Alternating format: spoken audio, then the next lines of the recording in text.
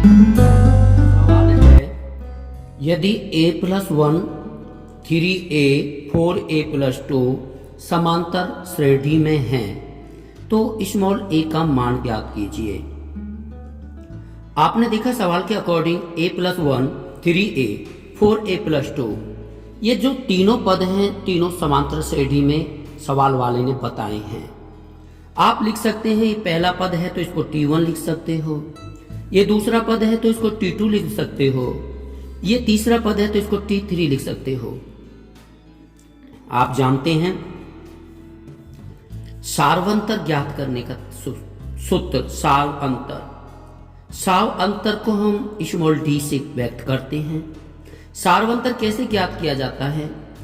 अगला पद में से पिछला पद घटा देते हैं, अगले में से पिछला घटा देते हैं। तो इस तरीके से अगर आप t2 में से t1 घटा देंगे d बराबर तो t2 माइनस t1 हो जाएगा। t2 अगला पद, पिछला t1। इसी तरीका से अगर आप t3 में से भी t2 घटा देंगे तब भी d आ जाएगा। d दोनों सार्वंतर समान रहेगा हर पदों के बीच में, हर दो पदों के बीच में समांतर श्रेणी में डिफरेंस समान होता है। यहां पर चूंकि ये भी d का मान है और ये भी d का मान है तो इसको हम लिख सकते हैं, इन दोनों को इक्वल लिख सकते हैं, बराबर लिख सकते हैं इन दोनों को। अर्थात हम लिख सकते हैं t2 माइनस t1 बराबर t3 माइनस t2। यहां t2 का मतलब 3a हो गया, माइनस t1 का मतलब a+1। चूंकि माइनस का चिन्ह ले रहे हैं इसीलिए ये a+1 होना चाहिए, कोष्टक में होना चाहिए, बराबर t3 का वैल्यू है 4a+2। इसमें से घटाना है t2 पर कोई कोष्टक नहीं है तो 3a बिना कोष्टक लिख सकते हो।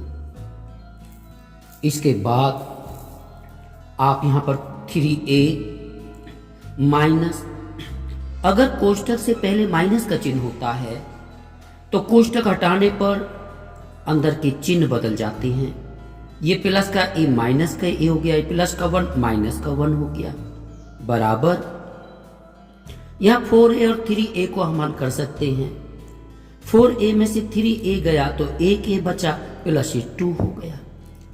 यहां 3a में से a घटा सकते हैं, 3a में से a गया तो 2a हो गया, माइनस 1 बराबर a+2। आप यहां पर a को इधर ले आए, इस बराबर के निशान से इधर और 1 को इधर ले आइएगा तो 2a, ये जो a है प्लस का, ये बराबर के निशान से इधर आने पर प्लस का a माइनस का a हो गया, बराबर यहां पर 2 बचा।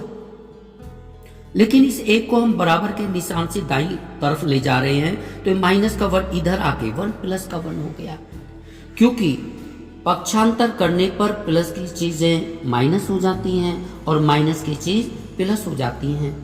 2a में से a गया तो a हो गया, 2 में 1 जोड़ा तो 3 हो गया, ये a का वैल्यू आ गया, ये आंसर आ गया। तो आपको स्मॉल a का वैल्यू पूछना चाहता था कि स्मॉल a का मान बताओ। देखिए हमने कैसे सोचा, सवाल करने से पहले सोचना होता है कि हम कैसे करें। हमने जब यहाँ पर सवाल वाले ने हमको बताया कि ये 3 पद हैं और तीनों पद समांतर श्रेणी में हैं, हमने सोचा कि अगर 3a में से a घटा देंगे तो भी d आएगा, 4a+2 में से इस 3a को घटा देंगे तब भी d आएगा, और इनको बराबर करने से एक समीकरण प्राप्त हो जाएगी। और जैसे जैसे हम समीकरण को हल करते जाते हैं तो हमें सॉल्यूशन के सरल होने के बाद जो अज्ञात राशि होती है वो ज्ञात हो जाती है। तो स्टूडेंट्स यहाँ पर a का वैल्यू 3 आ गया। That's answer. Thank you so much.